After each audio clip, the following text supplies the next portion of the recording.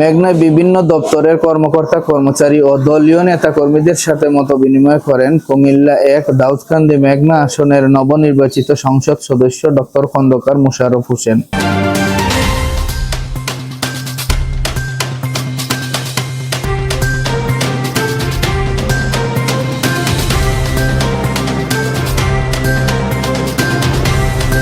কাজ করবেন, যদিও সুযোগ সুবিধা কিন্তু এখনো অন্যান্য উপজেলার মতো না। উল্লেখ করেছে এটা কিন্তু খুবই স্বাভাবিক যে আপনার থাকার জায়গা নাই, আপনার ফ্যামিলি থাকে এক জায়গায়, আপনি মেঘনায় এসে কাজ করেন। আমি কিন্তু এই অসুবিধায় বুঝছি, আমি বললি যে সবকিছু সমাধান করতে পারবো তা নয়, কিন্তু আমি চেষ্টা করি।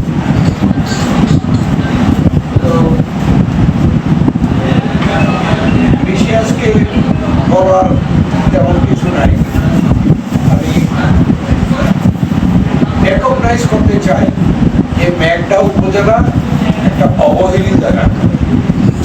এই অবহেলিত এলাকাকে উন্নত করার জন্যই কিন্তু আমরা এই উপজেলার আমরা নতুন করে করেছি এবং এই অবকাঠামোগুলো এখানে হয়েছে। চিন্তাও করতে পারেন একটা স্বাস্থ্য কমপ্লেক্স তারা পাবে পেয়েছে, কিন্তু এখানে বলেছে আমাদের কর্মকর্তারা যে এখানে যে পরিমাণ মানুষ মানে যে পরিমাণ কর্মকর্তা থাকার কথা, সার্ভিস দেওয়ার লোক থাকার কথা সেরকম নয়, তাই বলে সেরকম পাচ্ছে না, কিন্তু পাইতে হবে।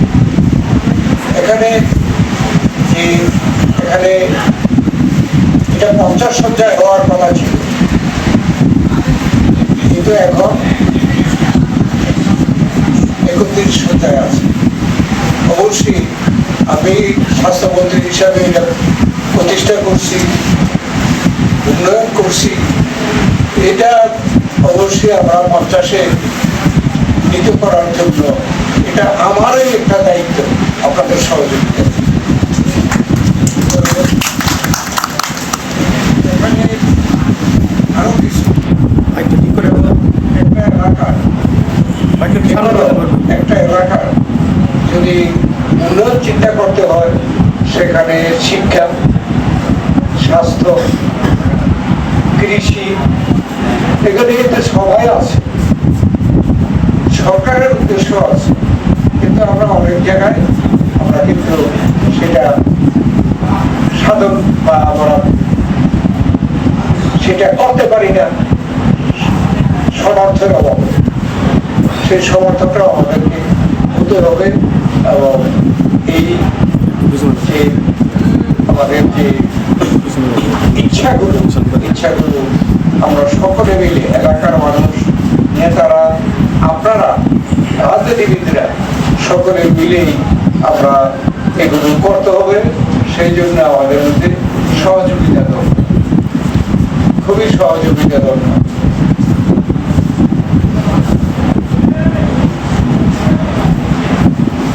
এখানে রাস্তাঘাটের ব্যাপার এখানে বলেছেন অনেকে, আপনারা দেখতে জীবন আসতে কষ্ট হয়, আমি আজকে কি আসতে কষ্ট হয়নি, আপনাদেরও কষ্ট হয়েছে, তো আপনারাও চেষ্টা করবেন, আমরাও চেষ্টা করব।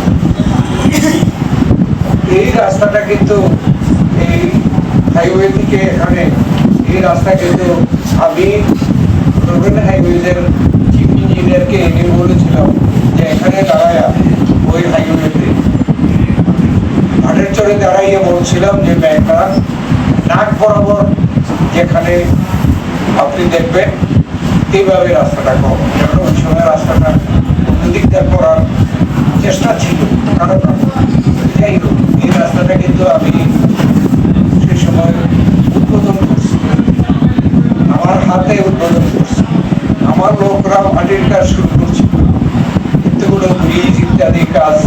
কিন্তু এই 17 বছর যে পরিমাণ দ্রুত কাজ হওয়ার কথা হয়নি বলে আজকে আপনারা করছেন। তো আমরা ক্ষমতায় আসার আগেই কিন্তু এগুলো লক্ষ্য করছি। তো আপনারা সহযোগিতা করবেন, আমার এটা প্রধান দায়িত্ব রাস্তাঘাটগুলোকে ঠিক করা। শুধু এটা না, দাউদকান্দির সাথে মেঘনার সাথে যোগাযোগ নাই, এটা একটা কথা। এটাও কিন্তু আমরা আমাদের নিজেদের স্মরণে আছি। দাউদকান্দির সাথে ইঞ্জিনিয়ার এখানে আছে, কিছুটা জানি যে আমরাও সত্যিকার ভাবে কাজ শুরু করার আগেই কিন্তু চিন্তা ভাবনা করছি দাউদকান্দির সাথে যেন যোগাযোগটা আরো ভালো সৃষ্টি করা যায়, এবং হাইওয়ের সাথে এটা সময়ের ব্যাপার। ইনশাআল্লাহ এই রাস্তাটা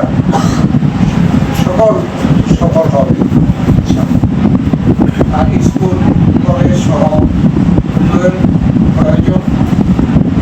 আর প্রশাসনকে আমি অনুরোধ করব সকল যে আমাদের কতগুলো জাতীয় সমস্যা আছে, যেমন দুর্নীতি, এটা আমাদের জাতীয় সমস্যা, এটা আপনাদের মেঘনার সমস্যা না, কিন্তু মেঘনা হচ্ছে একটু বলে মেঘনা একটু আলাদা, একটু আইসোলেটেড এরিয়া বলে কিছু কিছু বেশি কাজ বেশি হচ্ছে, দুর্নীতি হচ্ছে। তারপরে এখানে এই এলাকা মাদক মুক্ত করতে হবে, দুর্নীতি মুক্ত করতে হবে। এখানে অবৈধভাবে বালু কাটা নিয়ে একটা সংকট আছে, এটা আপনারা জানেন। এখানে বিশেষ করে আমাদের কর্মকর্তা ভালো করেই জানে। আমরা কিন্তু অবৈধভাবে বালু কেটে কেউ এখানে বড় লোক হোক, এটা আমরা চাই না। আগে দিনে আমি মন্ত্রী ছিলাম 10 বছর, কিন্তু আমার সময় পারেনি, পরবর্তীকালে এটা শুরু করেছে, এটা আমরা পছন্দ করি না। বৈধভাবে যদি দরকার হয়, সরকার যদি ইচ্ছা প্রকাশ করে নদী কাটা, খাল কাটা, এগুলো তো প্রোগ্রামই আছে, সেই প্রোগ্রামের মধ্যে করবে, কিন্তু অবৈধভাবে করবে এটা আমরা চাই না। সে ব্যাপারে আপনারা সহযোগিতা করবেন। তারপরে কিশোর গ্যাং এর কথা কিছু আমরা শুনি, এ ব্যাপারেও আমি আপনাদের সকলকে অনুরোধ করব, এই মেঘনাকে কিশোর গ্যাং থেকেও আমরা মুক্ত করতে চাই।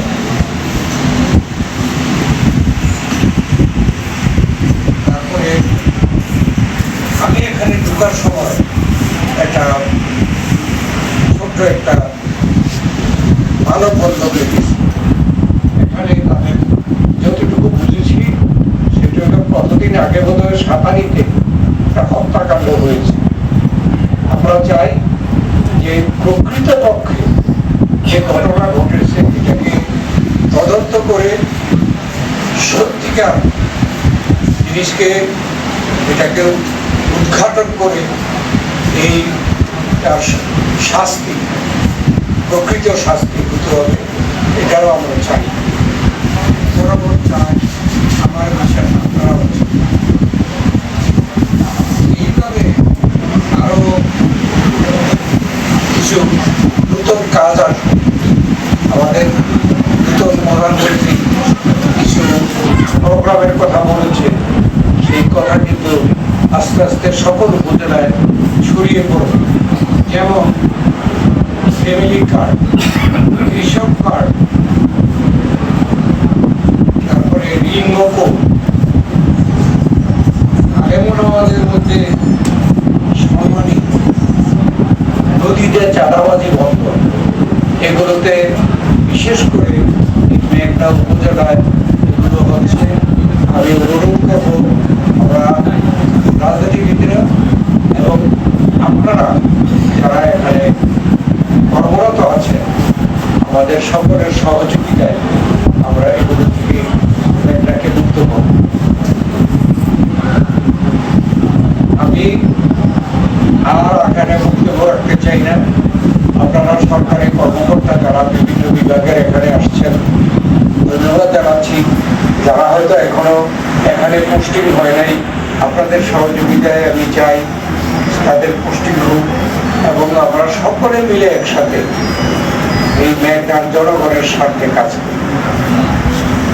আপনাদের সকলকে ধন্যবাদ। আল্লাহ হাফেজ। বাংলাদেশ জিন্দাবাদ। এই মেঘনা উপজেলা জিন্দাবাদ। উপস্থিতি এই মুহূর্তে মাননীয় সংসদ সদস্য জননেতা ডক্টর খন্দকার মোশাররফ হোসেন স্যারকে ফুল দিয়ে বরণ করে নিয়েছেন মেঘনা উপজেলা বিএনপি এবং অঙ্গ সংগঠনের সকল নেতৃবৃন্দ। ফুল গ্রহণ করছেন মাননীয় সংসদ সদস্য ডক্টর খন্দকার মোশাররফ হোসেন স্যার। আপনাদের সাথে যেমন সেইভাবে দেখা করতে পারি নাই, কর্মকর্তাদের সাথেও কিন্তু এসে দেখা করতে পারিনি, কারণ ঢাকায় নানা রকমের কাজকর্ম ছিল। সেই জন্যে আমি দুঃখিত, আপনাদের কাছেও দুঃখিত। আপনাদের এখানে 38টা যে কেন্দ্র ছিল, 38টা কেন্দ্রে আপনারা আমাকে পাশ করিয়েছেন, সেই জন্য আপনাদেরকে ধন্যবাদ। আমার পক্ষ থেকে কৃতজ্ঞতা। এই নির্বাচনে অনেক কাজ করেছে আমার সন্তান খন্দকার মারুফ হোসেন, তাই তার পক্ষ থেকে একটু আপনাদেরকে ধন্যবাদ জানানোর জন্য আমি অনুরোধ করি। বিসমিল্লাহির রহমানির রহিম। আজকে মেঘনা উপজেলা বিএনপি অঙ্গ সংগঠন কর্তৃক আয়োজিত আমাদের কুমিল্লা 1 তথা দাউদকান্দি মেঘনা সংসদীয় আসনে নবনির্বাচিত সংসদ সদস্য বীর মুক্তিযোদ্ধা ডক্টর খন্দকার মোশাররফ হোসেন সাহেবের কৃতজ্ঞতা জ্ঞাপন উপলক্ষে আয়োজিত মাননীয় প্রধান অতিথি, আমাদের মেঘনা উপজেলা বিএনপি সিনিয়র নেতৃবৃন্দ, উপস্থিত সুধীমণ্ডলী, আসসালামু আলাইকুম। আজকে আমরা মেঘনা উপজেলা পরিষদের ইউনো মহোদয়, ওসি সাহেব সহ সরকারি কর্মকর্তাদের সাথে মাননীয় সংসদ সদস্য এই মত বিনিময় সভার শেষে আমরা আপনাদের সাথে মিলিত হয়েছি। গত 12 ফেব্রুয়ারি নির্বাচনের যেই প্রচারণা আপনারা দেখেছেন, যে 22 জানুয়ারি যে প্রচারণা দিন, প্রথম দিনই আমার বাবা এই এলাকা থেকে, যিনি বিএনপির সংসদ সদস্য প্রার্থী ছিলেন ডক্টর খন্দকার মোশাররফ হোসেন সাহেব, একেবারে প্রথম দিনই দাউদকান্দিতে না গিয়ে এই মেঘনা থেকে তিনি প্রচারণা শুরু করেছিলেন এবং এর পরবর্তীতে আমি 7 দিন এই মেঘনার বিভিন্ন ইউনিয়নে প্রচারণা করতে এসেছি। সর্বশেষ 8 ফেব্রুয়ারি মানিকারচর উচ্চ বিদ্যালয় মাঠে মানিকারচরের ইতিহাসে সর্ববৃহৎ সমাবেশে ডক্টর খন্দকার মোশাররফ হোসেন সাহেব বক্তব্য রেখেছিলেন। 38টা কেন্দ্রে মেঘনায় ভোট হয়েছে। আমি নিজে ভোটের দিন এই আমার বাবার প্রধান নির্বাচনী এজেন্ট হিসাবে আমি বিভিন্ন কেন্দ্রে গিয়েছি এবং 38টা কেন্দ্রের মধ্যে 38টা কেন্দ্রেই ডক্টর খন্দকার মোশাররফ হোসেন সাহেব বিপুল ভোটে জয়যুক্ত হয়েছেন এবং রেশিও হিসাবে দাউদকান্দি থেকে মেঘনাতে এবার তিনি বেশি ভোট পেয়েছেন। তার জন্য সকল মেঘনাবাসীকে অভিনন্দন এবং শুভেচ্ছা। আমরা ইতিমধ্যে আপনারা দেখেছেন যে এখানে আইন শৃঙ্খলা মিটিং, উন্নয়ন মিটিং হয়েছিল। আমার বাবা রাষ্ট্রীয় একটি প্রোগ্রাম থাকা আসতে পারেন নাই, আমি এসেছিলাম। সেখানে অনেক ধরনের উন্নয়নের কথা, বিভিন্ন প্রকল্পের কথা বলা হয়েছিল।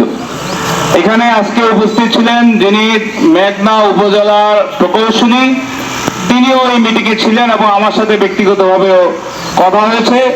তার অনুরোধের ভিত্তিতে আমি 8টা ইউনিয়নের নেতৃবৃন্দ, উপজেলা বিএনপির সিনিয়র নেতৃবৃন্দ সহ আপনাদের প্রতি অনুরোধ, আপনাদের কোন কোন রাস্তার উন্নয়ন প্রয়োজন, কোন কোন রাস্তার সংস্কার প্রয়োজন, নতুন রাস্তার প্রয়োজন, আপনাদের প্রাথমিক বিদ্যালয়ের উন্নয়ন প্রয়োজন, নতুন নির্মাণ প্রয়োজন, এগুলা দয়া করে খুব দ্রুততার সাথে আমাদের তালিকা দিন। আমরা আমাদের এই তালিকা উপজেলা প্রকৌশলীর কাছে পৌঁছাবো এবং প্রকৌশলীর মাধ্যমে ইনশাআল্লাহ এই মেঘনায় যে কোনো সময় থেকে অভূতপূর্ব উন্নয়ন আমরা করব ইনশাআল্লাহ। এই দায়িত্ব আপনাদের দিলাম। ইতিমধ্যে আপনারা শুনেছেন যে 8টা ইউনিয়নের একটি মসজিদের খতিব, সম্মানিত খতিব, ইমাম, মুয়াজ্জিন সাহেবদের তালিকা দেওয়া হয়েছে। আমাদের গণপ্রজাতন্ত্রী বাংলাদেশ সরকারের মাননীয় প্রধানমন্ত্রী জনাব তারেক রহমানের প্রতিশ্রুতি অনুযায়ী ঈদের পূর্বেই ইনশাআল্লাহ আমাদের আলেম ওলামাদের কাছে তাদের সম্মানী ইনশাআল্লাহ পৌঁছে যাবে।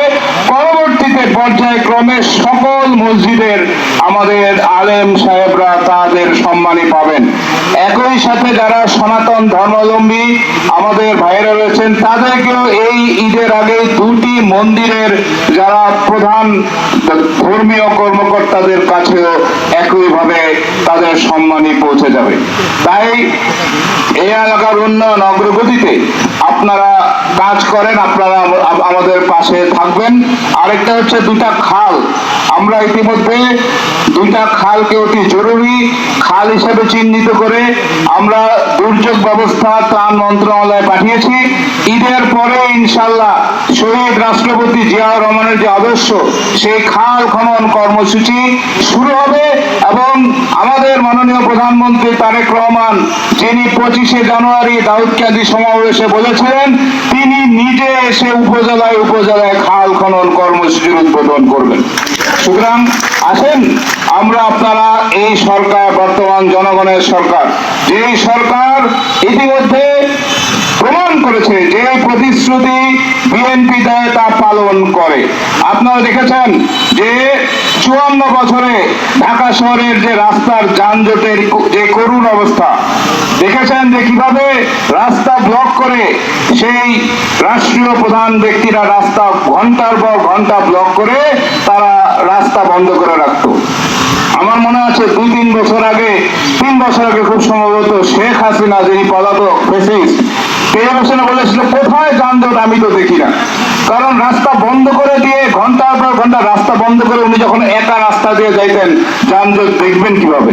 কিন্তু যেহেতু জনবান্ধব মানবিক প্রধানমন্ত্রী জনাব তারেক রহমান, তিনি বলেছেন আমি সাধারণ জনগণের সাথে রাস্তায় আমি সিগন্যাল মেনে আমি চলবো, এবং এইটা তিনি এই যে প্রোটোকলের নামে যে বিলাসিতা, এই বিলাসিতা থেকে তিনি বেরিয়ে এসে প্রমাণ করেছেন তিনি মানবিক প্রধানমন্ত্রী। এবং তার এই প্রোটোকল এই বন্ধ হওয়ার কারণে ইতিমধ্যে একটা জরিপ হয়েছে যে নর্মাল যে যানজট 8 ঘন্টা কম যানজট এখন ঢাকা শহরে লাগছে শুধুমাত্র তারেক রহমানের এই মানবাধিকার কারণে।